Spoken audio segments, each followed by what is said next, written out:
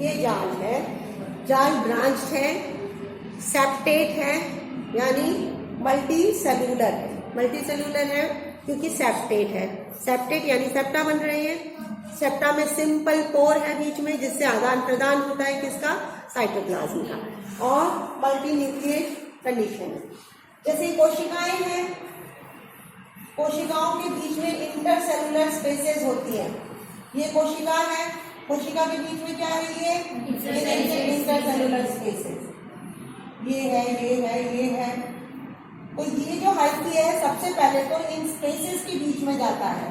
कहाँ ग्रो करता है, इन स्पेसेस के बीच में। इसको तो ये सबसे पहले तो होता है इंटरसेलुलर। ये हाइफी जब ग्रो कर रहा है तो सबसे पहले क्या रहेगा, इंटरसेलुलर, यानी होस्ट के पत्ती की जो कोशिकाएं हैं उनके बीच में मौजूद जो खाली स्थान है, स्पेस है, उसके बीच में ये पूरा जाल माइसेलियम का बनेगा।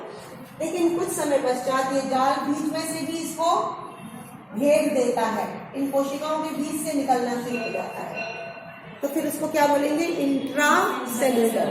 बाद में ये हाइफी कैसे हो जाती है, इंट्रा सेलुलर। इंटरसेलुलर से क्या हो जाएंगे, इंट्रा सेलुलर। ठीक है, सिंपल स्ट्रक्चर ऑर्डिनेरिया का। अब इसका रिप्रोडक्शन पढ़ते हैं। ठीक है, रिप्रोडक्शन क्योंकि मैंने बताया फंजाई इम्परफेक्टाई है, सेक्सुअल रिप्रोडक्शन होता नहीं है, वेजिटेटिव रिप्रोडक्शन भी नहीं है। सिंपल क्या होगा, अलैंगिक जनन, एसेक्सुअल रिप्रोडक्शन पाया जाता है। एसेक्सुअल रिप्रोडक्शन जो होता है वो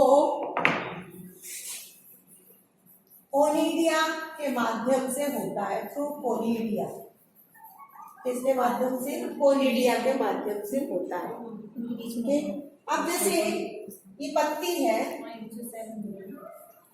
होस्ट की पत्ती है, ठीक है ना। होस्ट की पत्ती में ये कोशिकाएं हैं, नीचे स्पॉन्जी सेल्स है, ऊपर पैलिसेड सेल्स है। इनके बीच में से ये पूरा जाल बना हुआ है।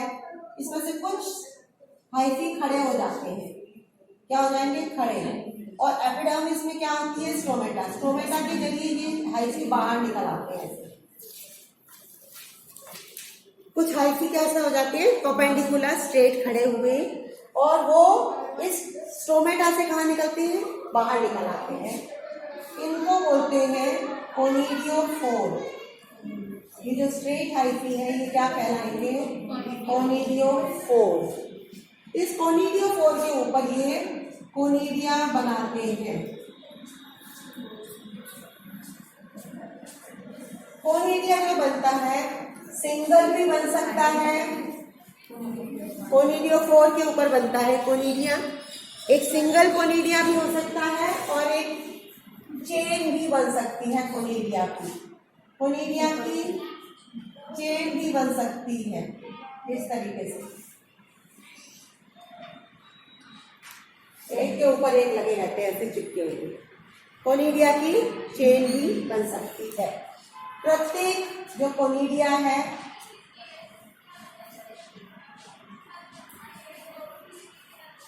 इस शेप का होता है, लंबा ऊपर से, टेपरिंग। प्रत्येक कोनिडिया सेप्टेट होता है, सेप्टेट होता है, मल्टी सेलुलर होता है। मल्टी सेलुलर कोनिडिया, आपसे ये क्वेश्चन पूछा जा सकता है कि कवक का कोई एक एग्जाम्पल बताइए जिसमें कोनिडिया मल्टी सेलुलर होता है। नहीं तो जनरली हमने कोनिडिया अभी तक कैसे देखे थे, एक सिंगल सेल है ना, सिंगल सेल के होते हैं। लेकिन यहाँ पे क्या है, कोनिडिया मल्टी सेलुलर है। मल्टी सेलुलर, इसमें ऐसे सेप्टा बने रहते हैं। ये हो गए ट्रांसवर्स सेप्टा, ये हो गया, ये हो गए हॉरिजॉन्टल सेप्टा, ये हो गए वर्टिकल सेप्टा। ये देखिए, ये वर्टिकल सेप्टा, यानी हॉरिजॉन्टल सेप्टा भी होते हैं, लेटे हुए, और खड़े सेप्टा भी होते हैं। 5 से 10 सेप्टा पाए जाते हैं प्रत्येक कोनिडिया के अंदर। 5 से 10 सेप्टा पाए जाते हैं प्रत्येक कोनिडिया के अंदर। लिखो बेटा, और प्रत्येक जो सेप्टा है वो हॉरिजॉन्टल एंड स्टैंडिंग वर्टिकल दोनों हो सकते हैं। इनके अंदर केंद्रक है। ओके, तो ये बहुत इम्पॉर्टेंट है कि ऑर्डिनेरिया का जो कोनिडिया है वो मल्टी सेलुलर होता है। ओके, अब इसमें डबल वॉल होती है, इसकी जो वॉल है डबल लेयर्ड वॉल होती है, इसके ऊपर डबल लेयर्ड भित्ति होती है कोनिडिया के ऊपर। ये कोनिडिया है, डबल लेयर्ड भित्ति होती है कोनिडिया के ऊपर। कोनिडिया की जो साइज है, लंबाई, ये जो लेंथ है, हाइट है 30 से 130 मिली माइक्रोन इसकी लंबाई होती है, लेंथ होती है या हाइट होती है। ये जो लेंथ है 30 से 130 और 12 से 30 मिली माइक्रोन इसकी विड्थ होती है, चौड़ाई होती है 12 से 30 मिली माइक्रोन। इसके बाहर की जो परत होती है उसमें कुछ पिगमेंट्स भी पाए जाते हैं। क्या पाए जाते हैं?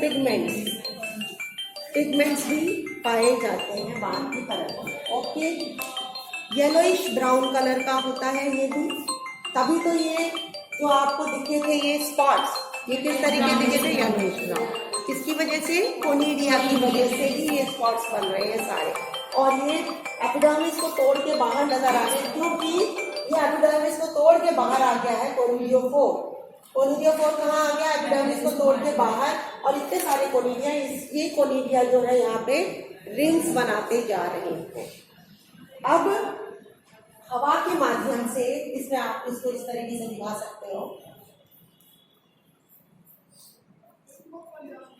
ये जो एयर के माध्यम से ये कोनिडिया, क्योंकि कहाँ है? बाहर निकल आए ना, एक्सोजीनस बाहर आ गए हैं। ये एंडोजीनस नहीं है, ये कोनिडिया क्या है? एक्सोजीनस, यानी प्लांट के बाहर बन रहे हैं, बाहर इनका निर्माण हो रहा है। तो हवा के माध्यम से ये बिखर करके गिर जाएंगे जमीन पर, बिखर जाते हैं हवा के माध्यम से। मोड ऑफ डिस्पर्सल क्या है? एयर के माध्यम से ये हो जाएंगे। ठीक है, एक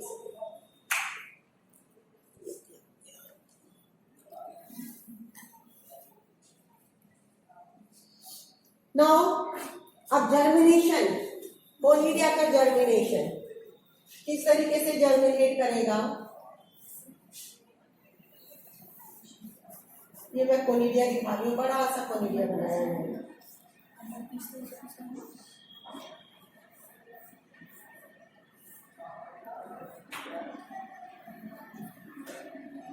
ये देखिए, ये कोनिडिया है पूरा, एक सिंगल कोनिडिया है ये। इसमें 5 से 10 सेप्टा होते हैं। 5 से 10 क्या है? सेप्टा है। ये कोनिडिया है। जर्मिनेट करेगा तो इतने सेल बन गए इसके अंदर, मल्टी सेलुलर है, तो प्रत्येक सेल से एक जर्म ट्यूब निकलेगा। ये क्या निकला? Germ tube. प्रत्येक सेल से जर्म ट्यूब निकलता है। क्योंकि 5 से 10 सेप्टा है तो 5 से 10 क्या निकलेंगे? Germ tube. 5 से 10 जर्म ट्यूब भी निकलते हैं एक ही कोनिडिया में से।